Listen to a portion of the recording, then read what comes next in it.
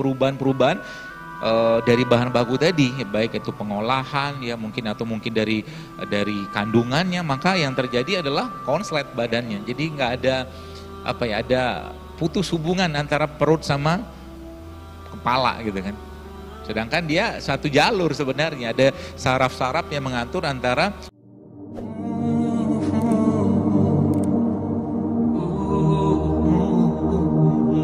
Bismillahirrahmanirrahim. Assalamualaikum warahmatullahi wabarakatuh. Alhamdulillah wassalatu wassalamu ala rasulillah wa ala alihi wa sahbihi wa mawala. Asyhadu an la ilaha illallah wahdahu la syarika lahu wa asyhadu anna Muhammadan abduhu wa rasuluhu biya ba'da. Allahumma shalli ala Muhammad wa ala ali Muhammad kama shallaita ala Ibrahim wa ala ali Ibrahim wa barik ala Muhammad wa ala ali Muhammad kama barakta ala Ibrahim wa ala ali Ibrahim innaka Hamidum Majid.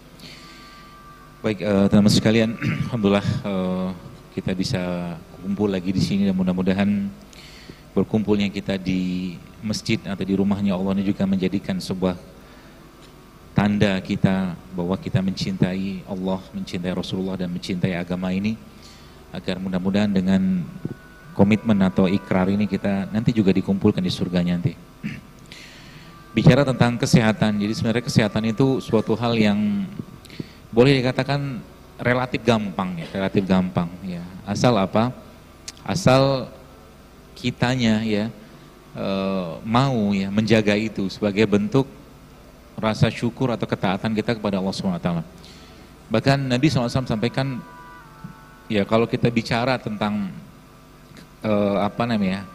ekstrimnya gitu kan ya, penyakit saat ini yang ada tidak lain tidak bukan karena ketidakmampuan manusia untuk mengontrol apa yang masuk ke mulutnya gitu kan. Jadi kalau Nabi mengatakan bahwa ada dua lubang yang membuat banyak orang masuk ke dalam neraka, lubang kemaluan sama lubang mulut, lisan ini kan.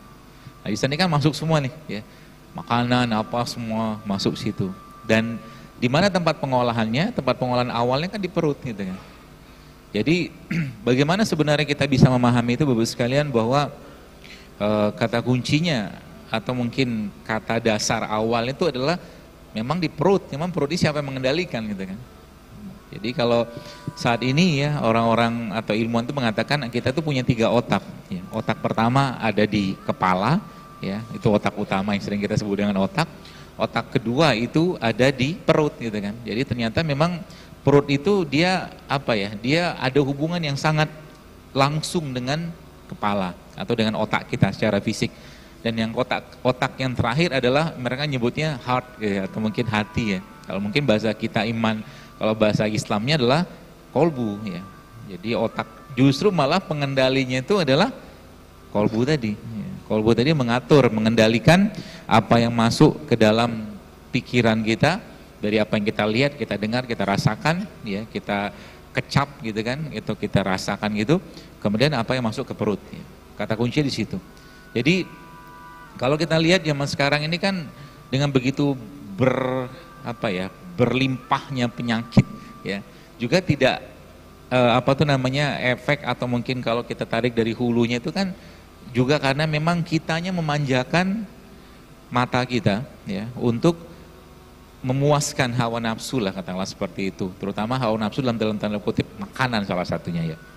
Jadi akhirnya akhirnya yang masuk itu bukan lagi sesuatu yang kita butuhkan, bukan lagi sesuatu yang kita perlukan, tapi lebih banyak makan ya untuk memenuhi kebutuhan nafsu. Itu kata kunci. Jadi kalau sudah makan untuk memenuhi kebutuhan hawa nafsu, apa yang terjadi? Pasti kacau sistemnya gitu kan. Jadi tubuh kita itu sebenarnya sudah diberikan Allah reseptor ya, reseptor ya dalam tubuh kita itu yang dia hanya menerima bahan baku yang sesuai dengan karakternya kita.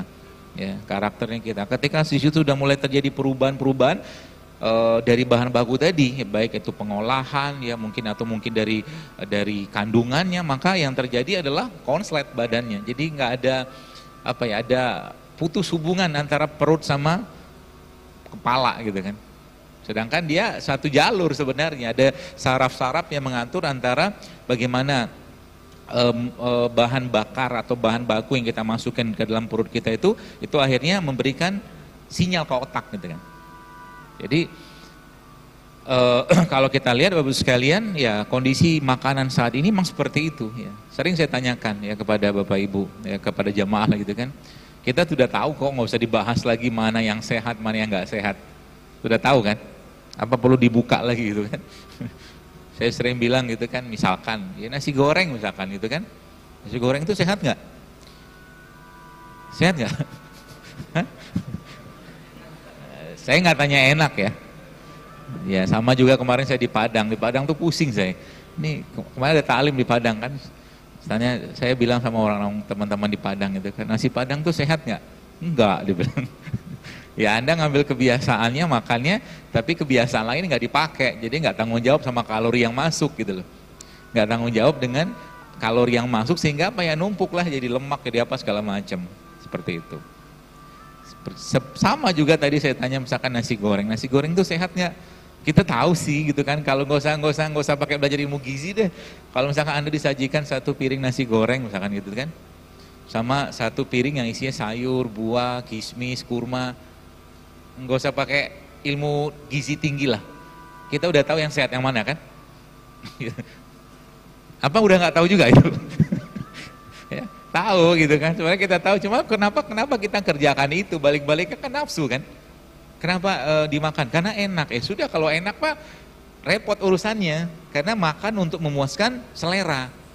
Bahkan bukan makan untuk memenuhi kebutuhan tubuh gitu kan. Kalau makan sudah untuk memenuhi kebutuhan selera atau mungkin rasa, yang terjadi ya kita akan terus-menerus memuaskan dia.